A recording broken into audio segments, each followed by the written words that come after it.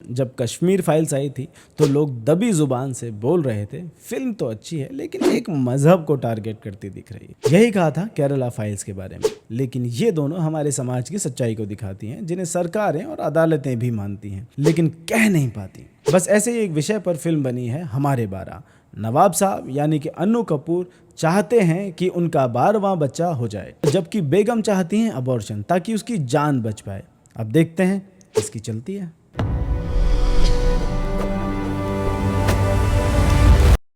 नमस्कार दोस्तों, मुस्लिम सोसाइटी में मल्टीपल मैरिजेस और बहुत सारे बच्चे पैदा करने की परंपरा पर बनी है फिल्म हमारे 12, जिसका इस फिल्म की टाइटल से ही पता चल जाता है। फिल्म में अन्नू कपूर बने हैं लखनऊ के नवाब साहब और उनकी अलग अलग बीवियों से कुल मिलाकर 11 बच्चे हैं और वो इंतज़ार कर रहे हैं 12वें बच्चे का। लेकिन इतने सारे बच्चे पैदा करना महिलाओं की सेहत के लिए नुकसानदायक हो सकता है और ऐसा ही हुआ उनकी छोटी बेगम रुखसार के साथ, जो प्रेग्नेंट हैं, अपने छठे बच्चे और नवाब साहब के 12वें बच्चे को जन्म देने वाली हैं। डॉक्टर ने बताया है कि बेगम की जान भी जा सकती है बच्चा पैदा करने के चक्कर में, लेकिन नवाब साहब ठहरे पुराने विचारों वाले कहते हैं बच्चे तो ऊपर वाले की देन होते हैं और उनका अबॉर्शन करना तो गलत है।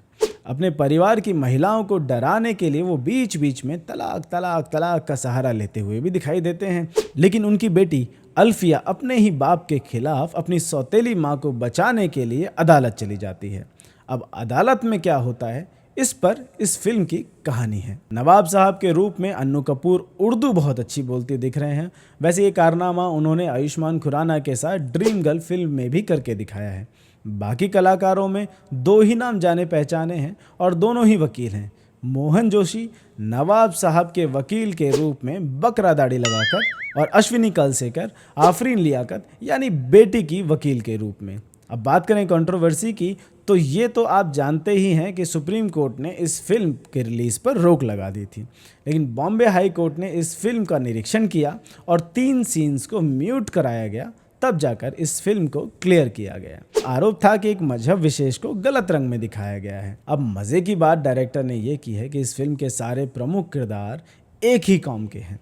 विक्टिम भी, विलन भी, मारने वाला भी, बचाने वाला भी, यहाँ तक कि एक पत्रकार बनाया गया है तो वो भी दानिश। फिल्म में नवाब साहब का दोगलापन बड़े अच्छे से दिखाया गया है। उनकी जो बेटी है वो खुद एक सिंगर है और सिंगिंग कंपटीशन में भाग लेना चाहती है, लेकिन नवाब साहब को ऑब्जेक्शन है क्योंकि संगीत तो हराम होता है। लेकिन दोगलापन ये है कि नवाब साहब खुद कव्वाल हैं और संगीत की ही खाते हैं। वो अपने बेटे को, जो कव्वाली में उनका शागिर्द है और उनकी विरासत का उत्तराधिकारी बनना चाहता है, उसे अपनी बीवी और बेटी से अलग कर देते हैं और फिर उन्हीं की बेटी उन्हें सबक सिखाती है। फिल्म में महिलाओं को बहुत ही दबा कुचला दिखाया गया है, लेकिन इस पर डायरेक्टर का कहना है कि यही तो असलियत है। ट्रिपल तलाक के डर से महिलाएं अपने अधिकारों के लिए बोल नहीं पाती और बच्चे पैदा करने की मशीन बनकर रह गई हैं।